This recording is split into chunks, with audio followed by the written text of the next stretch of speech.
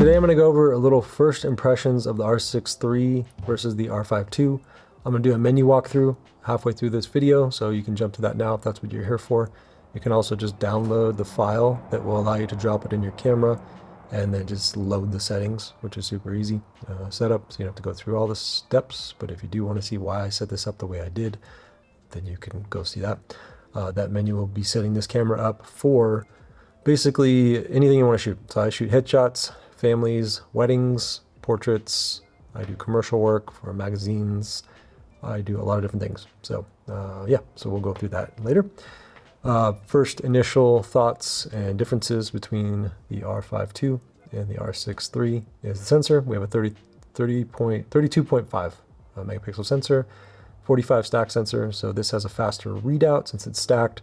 So you can shoot without the shutter if you want, so electronic shutter, and I have had zero issues. I've got probably 300,000 to 400,000 images through two of these, so combined, throughout the last year and a half, and I've had zero issues with any rolling shutter or anything. Yeah, no problem at all. So my shutter count on this is probably 10, whereas I just traded into original R5s with Autorama. They're doing a 10% kicker if you use store credit, where they gave me more than they quoted me when I traded them in to R5s. Those were like 180,000 clicks, and I traded those in, and I used that money to purchase this, and I will also use it to purchase the 20mm 1.4. I'm just waiting for it to come back in stock, and I purchased and pre-ordered the 45mm 1.2. So I will have a video in the future while I compare these two with image samples and a little more in depth, but today I'm just going to give you my first impressions of this camera and the main differences between these two, why I wouldn't mind using this over this. The only thing I don't like is they do not ever lock these. And I have big dumb hands, and I'm always changing lenses, and I grab the body like this, changing lenses, and I'll bump this thing. So I generally gaff tape it before a shoot.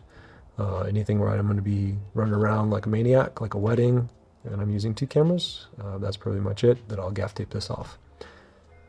So yeah, this also does have open gate, which this does not. I never shot RAW with this. I did try RAW with this, and it was great, but it did get about an hour and 50 minutes, I think, with a 1 terabyte card on RAW light. So probably not something I need. Don't need open gate, it's cool, but whatever, not for me. I don't do a ton of video, I'm doing more and more, but open gate, if you don't know, allows you to go 2x3 instead of 16x9. And use the full sensor, which will give you room to crop up and down, or give you just a funner ratio if you want that a little bit more headroom. All right, so I'm gonna move this camera out of the way. Yep. And the reason I'll be comparing these two is because I think they're more on the price range and capability. This camera here, the R6 III, I've been using for personal work. This will become my personal camera for personal use with family, and then it'll be a third camera for my second shooter to use. And I'll probably pick up the C50 later that will have two video cameras that are on the same sensor, which would be great. And so initial thoughts, feels great in my hand. Feels a little bit more rounded off on the bottom. The top dial is a little more, or top lever is more protruded, and the top dial is more protruding out the top. So it's a little different, but my muscle memory is there for Canon, and this works phenomenally. You lose the button on top, which is the light button. Yeah, so I've had the R6 and the R6 II, a couple of them, and this feels like an R6 II. For the most part that I can remember. It's been about a year since I sold that one off. But yeah, feels great. Screen's a little smaller, but I don't really notice it. The viewfinder might be a little smaller, but not really noticeable. That viewfinder has, on the R5 II, has like sensors in there for you to basically look around and have the focus point choose where you shoot, which works half the time. So not really something I use a lot. Feels great in hand.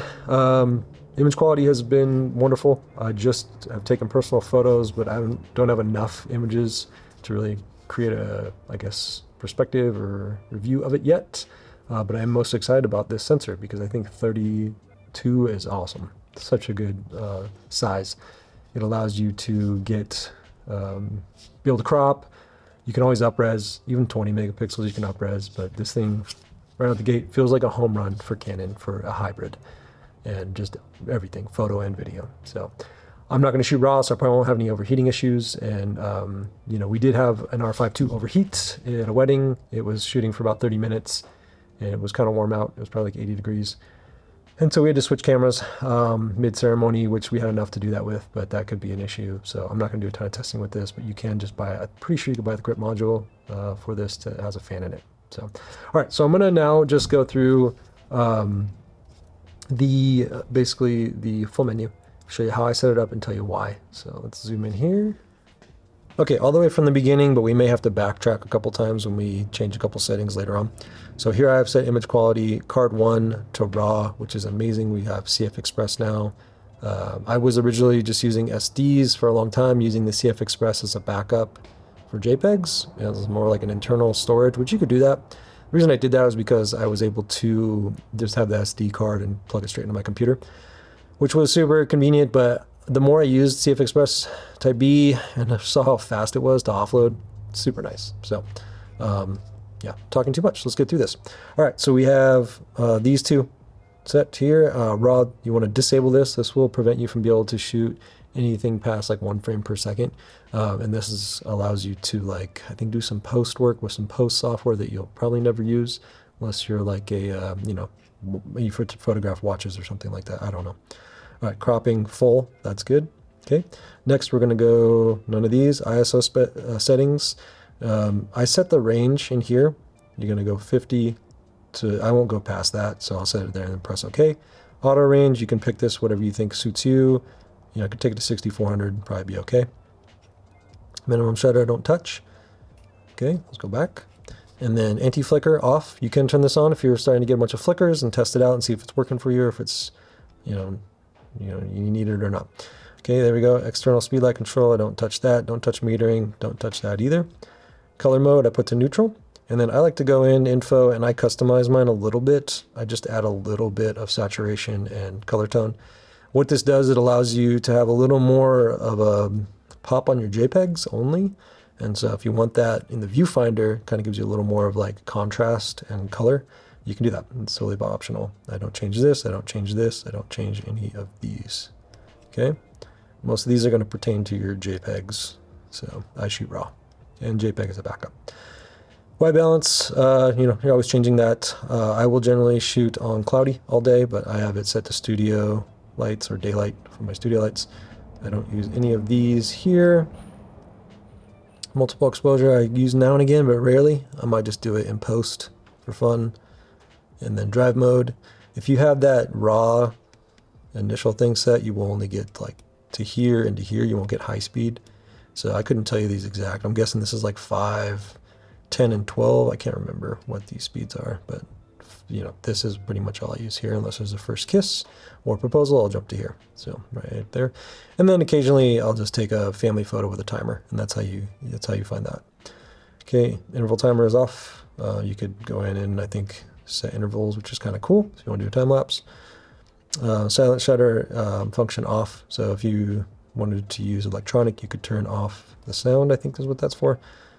So I do electronic first curtain. This is off, okay, in case I don't have a card in, which 17 years in, you still do that now and again. Image stabilizer mode, don't change that. Image review I turn off. That's just very annoying to me, but that's just me. Display simulation, that's just set as is. These are all set as is. You can customize the quick controls. All I did in the quick controls, let's jump to that really quick, is I removed the quality, so you can't accidentally change the quality.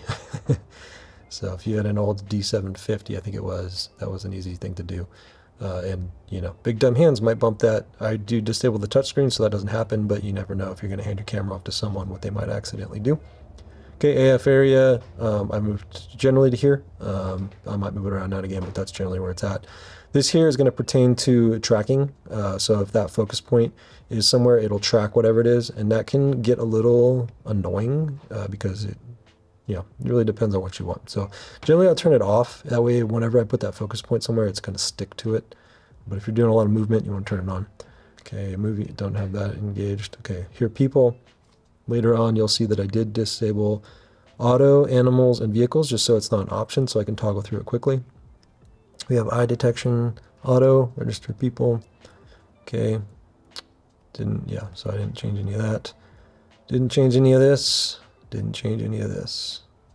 I limited AF methods. I just turned these ones on the bottom off, but you can limit the ones you want to limit. Orientation, I have to only focus point. I don't want it to change the focus area.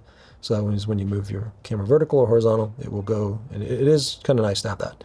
Because generally when you're using vertical, your subject's head is usually in the top third versus the middle or top third of the horizontal. So limit subject detect, I did that here. So I got rid of animal, car, and auto. And I'll tell you why later, because I toggle through them. Don't do anything here. And I have focus peaking on, just low and red, for if I have to manual focus on rings. Focus guide actually I usually have on. That's kind of nice to have. And then what that will do is give you like a little triangle thing that tells you your focus point is in focus. Okay. All right, don't touch anything in here that I remember. Yeah. Always keep it on airplane mode to save battery life. I don't see that here. Where's that? Yep, there we go. All right, yeah, if you're not on airplane mode, your battery will probably cut a third at least. Okay, here we go. Okay, record. Okay, here I have it record separate. I don't want to record separate on video. I record separately on the photo, and then record standard. This allows you to write to 2 cards, and so that way in the beginning you can see where I had 1 card set to RAW, 1 set to JPEG. When I go playback, I make sure I turn info and priority card number 1. That's just always nice to have for photo and video. That way you're not looking at the wrong card, which has the JPEG or no video file, because this will record to the CF Express IP. So, and you can rename your folder if you want. I only have one R6 II, so it doesn't matter to me what it's called. These are all set to what they were set at. So format your card there. Auto rotate, yeah, none of this has been changed. This is the time and date of this recording. Happy December. The elf showed up today. Elf on a shelf, if you don't know. Lucky you. All right, disable the beep. That's annoying, so I turn it off. Screen brightness set to auto and 4 as just default. Yeah, none of this has changed. None of this has changed. Shut down, yeah, open, close, that's fine. If you find that your camera isn't turning on fast enough for you, you may turn this off. It might turn on a little faster. The other thing to note is I pretty much guarantee when you fill these cards up in these cameras, the more photos you have, the longer it takes to turn on. So I could be wrong, but I'm pretty sure. Okay, this here is where you're going to load this settings if you don't want to go through all the steps. You click here and you go load from card. So you put it on an SD card, the file, it's a CDS file. I'm going to save it to the card for you guys right now. We'll save it, okay? And you'll see that was the file name right there, cam set 02. Okay. Next up, we have battery info. We don't change anything in here. You can check your firmware. This is new, and I'm pretty sure this is the most up-to-date firmware. I use the EOS utility to update my firmware, so you basically have to download it and then load the file. Yeah, which is always a challenge. Okay, customize shooting buttons. Ready? This is fun. So this is the shutter button, obviously set to shutter. Dual function, if you click on this, and then if you click info, I've turned off all these other dual function things, and I set it to this one here. And what this does, this allows me to turn on and off. Oops, there we go. If we do it, we turn on and off. Where is it? Right there. People detect. So this will allow you to focus like on a ring or something without getting annoyed that it's going to capture someone's face. So we'll go back to this. So that's how you basically dial that down. Yeah, that one right there. Okay, then next up, nope, that was the wrong one. Dual function. Okay. Yeah, so that does your focus point. That's what it is. Dual does your focus point. The other one, the next one, is this little manual function button. That's the one I use to toggle. So I set info. Okay, so yeah, if you go through this one, this will select people or not. So since I minimized my focus, AI focus detect or people detect, subject detect, then it allows me to just toggle between 2 instead of toggle between 5. So I don't toggle between animal, vehicle, and auto. I'm just toggling between those 2. This button has always been eye auto for me, so it just defaults to the eyes. These 2 are so close together on the side here, I just set them to AF off, and so I should change this one actually. to that one. There we go. And so that way I just hold it if I want to make a panoramic. The new VCM lenses have it on the side, a button on the side to also set to that. So then in the front button, on the front of the camera, I have set to drive mode.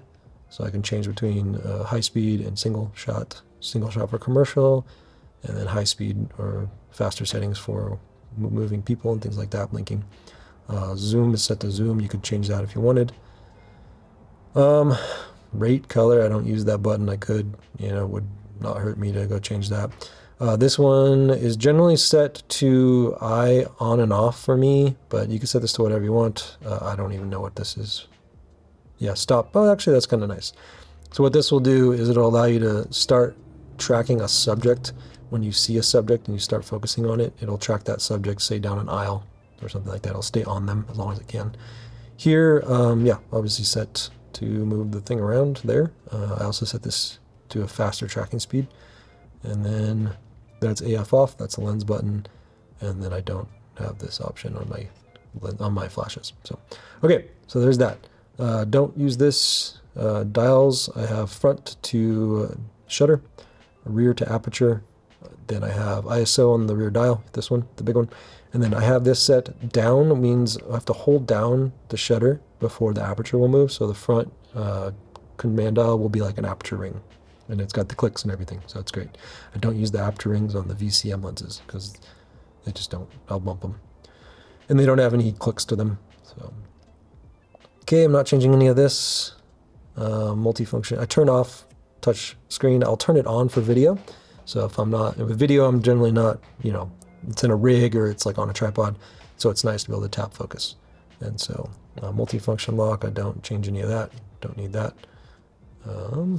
Okay, then next is, I don't use that. Don't use that. I set this sensitivity up so it moves the focus point around faster because I have zero patience for technology.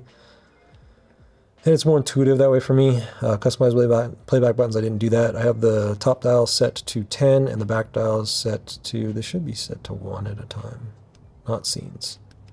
So that should be set right there. So 1 photo at a time, front dial, 10 photos at a time, which is really nice. Okay, and then touch control, disable. Okay, I don't mess with anything in here. Okay, what I might add here is like some of these subject detect tools or anything that I think I need to get to quickly. Yeah, we can add a tab. Okay, so select items to register. So I might go down to, see if I can find it quickly.